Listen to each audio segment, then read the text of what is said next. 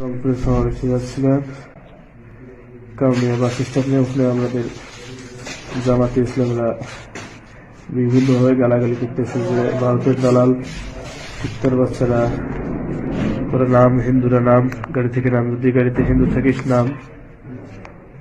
তো আমরা প্রথমে নামি নাই, পরে ওরা বিভিন্নভাবে গালাগালি করতেছে, লাঠি নিয়ে আসছে।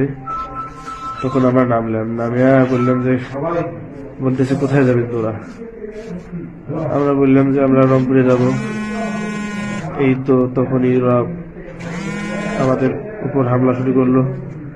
ওরা তো লাঠি নিয়ে, আমাদের কোনো, আমরা কেউ আগে কিছু করিনি।